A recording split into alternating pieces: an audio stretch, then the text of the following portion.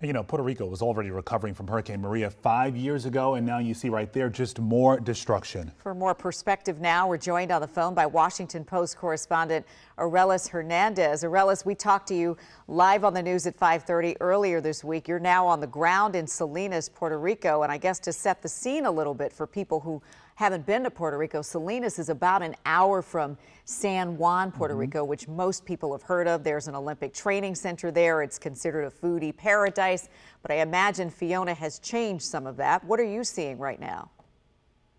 Yeah, today I spent the time in the coastal community. Something to keep in mind about Salinas is that most of where people live here in Salinas is in a floodplain. And so people who are used to some level of flooding that happens with every storm or any heavy rainfall got way more water than they ever expected. And so right now the waters have receded, but there's a massive cleanup effort that's taking place all across the pueblo, the town. You see debris strewn all about. There's mud caked all over the roads. Folks are putting out their the things that got wet, their furniture, things that they lost. And they were distributing today at the local community center in the Comunidad El Coquí, which is one of these neighborhoods, ice for people because there is some water service, but no electricity. Yeah, we're looking at some of these pictures of Salinas right now, and you can just see how bad it is, matching what we're seeing here with some of the words you're using to describe it. You know, we talked about how much the island is still recovering from Maria 5 years later, and we saw many of those homes before this storm. Folks still had the blue tarps on them. So how much of a setback is this storm for those folks? It's a major setback, right? Even though that means that more money will be allocated for Puerto Rico, there have been a lot of bureaucratic hurdles and other delays that have kept that money from reaching those communities. I will say that in the last 6 months or so, Puerto Rico has made a significant amount of accelerated progress. But some of those projects that were in design phase, so like, firm up some bridges or to create, culverts and things like that would mitigate some of this flooding.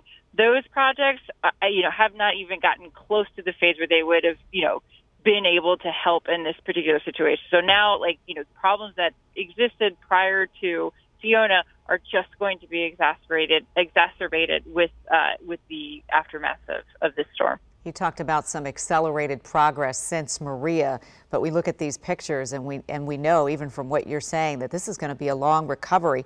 Do you get a sense that the need is as urgent this time, post-Fiona, and that there is an urgency about getting resources to the people of Puerto Rico?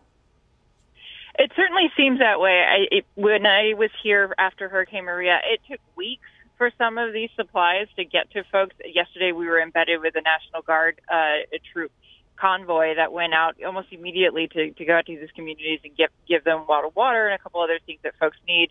What the immediate needs are right now are electricity, right? Electricity and water, more so water than electricity. And that's where the urgency is. So much of Puerto Rico are people who are of advanced age and they're energy dependent. And so those are the things that people are most worried about. Well, Arelis, we thank you again for your perspective, as always, on the ground this time from Puerto Rico. We hope you're safe, and we appreciate how you're amplifying the voices of our fellow Americans in Puerto Rico. And we hope that the resources and the rebuilding come swiftly and soon. All right, thank you.